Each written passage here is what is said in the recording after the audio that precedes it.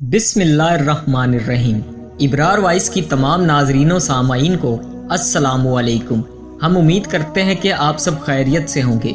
प्यारे दोस्तों, आज की वीडियो में हम हज़रत मालिक बिन दिनार रहमतुल्लाह अलैहि का तौबा का वाक़या सुनाएंगे। मौजू का आगाज़ करने से पहले तमाम नए आए दोस्तों से गुजारिश है कि अगर आप हमारे चैनल पर नए हैं तो चैनल को सब्सक्राइब कर लें और बेल आइकन को लाजमी प्रेस करें ताकि हर आने वाली वीडियो का नोटिफिकेशन आपको बर वक्त मिलता रहे। तो चलिए आज के मौजू का बाकायदा आगाज करते हैं।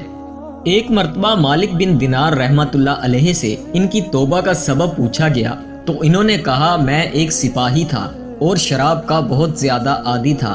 मैंने एक नफीस बांधी खरीदी और उससे शादी की और वो मेरे दिल में खास मकाम की मालिक थी। इससे मेरी एक बच्ची पैदा हुई। मैं इस बच्ची को बेहद प्यार करता था।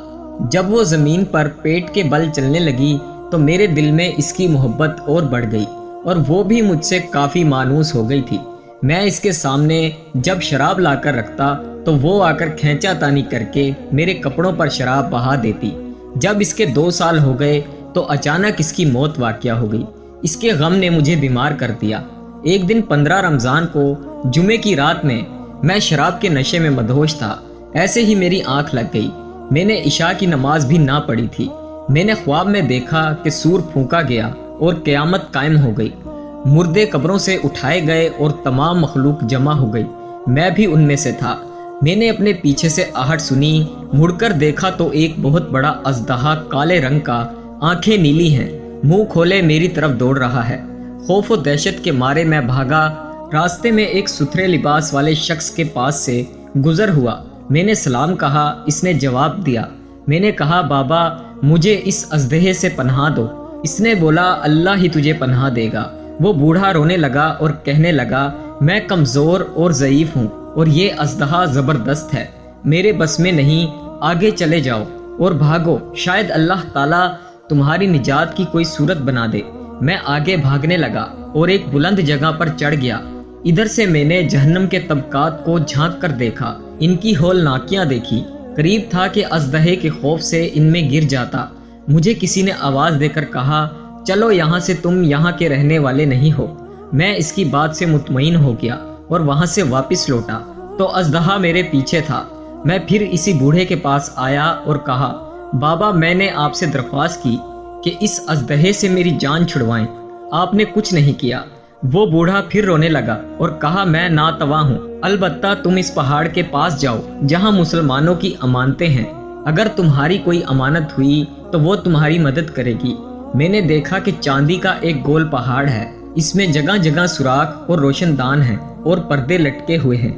हर रोशनदान पर सोने के दुपट्टे हैं और इनके कब्जे याकूत के हैं और आराइशें मोतियों की हैं। हर पट पर एक रेशमी पर्दा है। जब मैंने पहाड़ की तरफ नज़र दौड़ाई तो फौरन इसकी तरफ भागा और अजदहा मेरे पीछे था। जब मैं पहाड़ के करीब पहुंचा तो एक फरिश्ते ने आवाज़ दी, पर्दे हटाओ, दरवाजे खोल दो और सीधे खड़े हो जाओ। शायद इस हाजतमंद की यहाँ कोई अमानत हो जो इसे इसके दुश्मन से निजात दिलाए। मैंने देखा पर्दे हट गए और दरवाजे खुल गए और इन रोशनदानों से बहुत सारे बच्चे मेरी तरफ झांकने लगे। इनके चेहरे चांद की मानिंद थे।